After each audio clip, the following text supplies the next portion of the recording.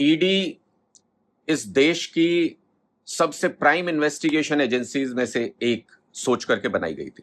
उसका काम है देश में काला धन पकड़ना, ड्रग मनी पकड़ना। लेकिन आज के दिन ईडी की क्रेडिबिलिटी जीरो से भी नीचे जा चुकी है। लोग उसको कैसे देखते हैं? लोग उसको बीजेपी के किसी पॉलिटिकल विंग की तरह देखने लगे हैं।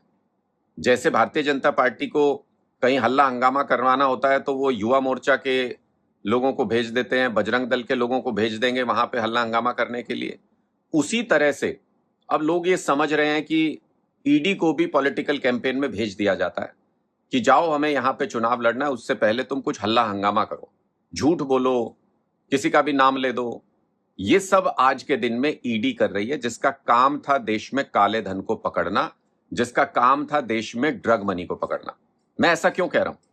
आप सबको पता है कि कल मोहाली में ईडी की रेड हुई, कुछ बिल्डर्स के ऊपर, कुछ रियल एस्टेट डेवलपर्स के ऊपर, और अपना काम करने की बजाय उसमें क्या काला धन मिला इनको नहीं मिला वो बताने की बजाय शाम को ईडी की प्रेस रिलीज आती है और बिना किसी सबूत के, बिना किसी लिंक के, इनमें से किसी कंपनी में कोई शेयर नहीं, इनमें से किसी कंपनी में कोई साझा नहीं, किसी के साथ कोई व्यापारिक संबंध नहीं, कुछ भी होने के बावजूद ईडी अपनी प्रेस रिलीज में लिख देती है कि इनमें से एक व्यक्ति के नजदीकी संबंध है आम आदमी पार्टी के पंजाब के अध्यक्ष के साथ, अमन अरोड़ा जी के साथ।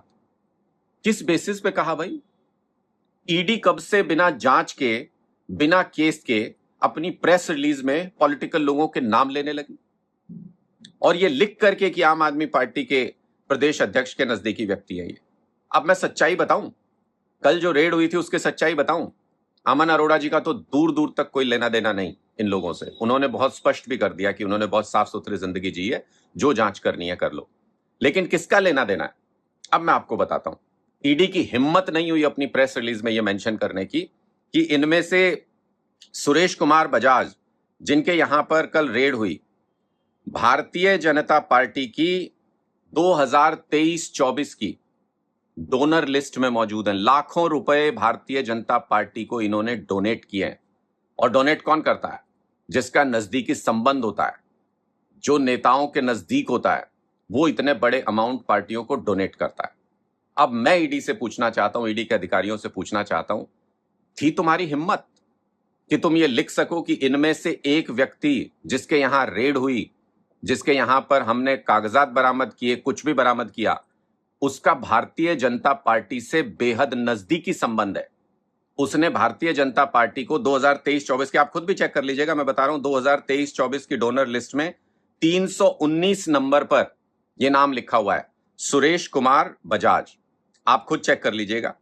है हिम्मत ईडी के अंदर कि वो ये लिख सके कि बीजेपी का एक हाई क्लास डोनर जो लाखों रुपए भारतीय जनता पार्टी को डोनेट करता है, ये ईडी की रेड उसके यहां पे हुई थी।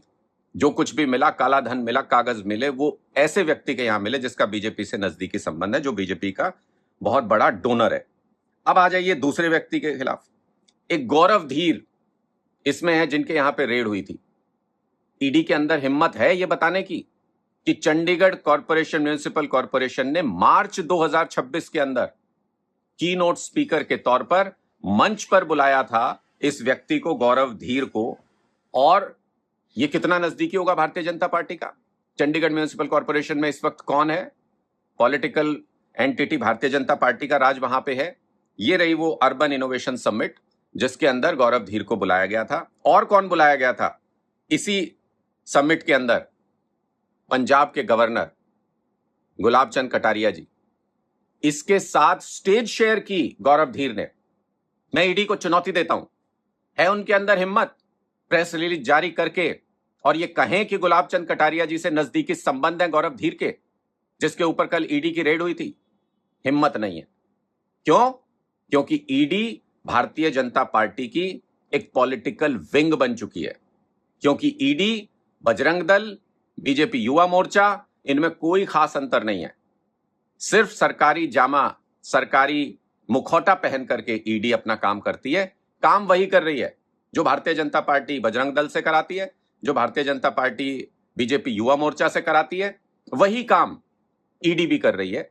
ईडी पॉलिटिकल विंग की तरह भारतीय जनता पार्टी का काम कर रही है। और चूंकि पंजाब में इनका कोई नाम लेवा नहीं है, चूंकि पंजाब में बीजेपी घुस नहीं पा रही किसी भी तरीके से, इसलिए चुनाव अपने दम पर राजनीतिक तौर पर नहीं लड़ सकती। हो हल्ला करने के लिए ईडी को पंजाब में भेजा जा रहा है और हमारे नेताओं का बिना किसी सिर पैर के, बिना किसी लिंक के, वो प्रेस रिलीज में बताते ना कि कितना अमन अरोड़ा जी का इन कंपनी में शेयर है जहां पे तुमने रेड की है, या कितना काला धन अमन अरोड़ा जी के किसी उसके आप जगह से आपको बरामद हुआ। लेकिन ना, लिख दिया बस ऐसे ही एबीसी फला व्यक्ति से, फला व्यक्ति के नजदीकी संबंध है, नाम लिखना था क्योंकि प्रेस रिलीज के अंदर। ईडी के अधिकारियों को, भारतीय जनता पार्टी को इस घटिया राजनीति के लिए शर्म आनी चाहिए। और अगर हिम्मत हो, मैंने 2 आपके सामने उदाहरण दिए हैं, बाकियों के भी निकालेंगे तो सबके निकल आएंगे, क्योंकि हर काले धन वाले का नजदीकी संबंध बीजेपी वालों से है। इसलिए अगर हिम्मत हो तो एक प्रेस रिलीज जारी करके ईडी ये बताए कि 2 लोग जिनके ऊपर कल रेड हुई, उनके गुलाब चंद कटारिया जी के साथ एक व्यक्ति गौरव धीर उसमें से स्टेज शेयर कर रहा था और दूसरा व्यक्ति सुरेश कुमार बजाज, वो डोनर है भारतीय जनता पार्टी का, लाखों रुपए डोनेट करता है भारतीय जनता पार्टी को। अगर हिम्मत है तो ईडी ये बात बताए।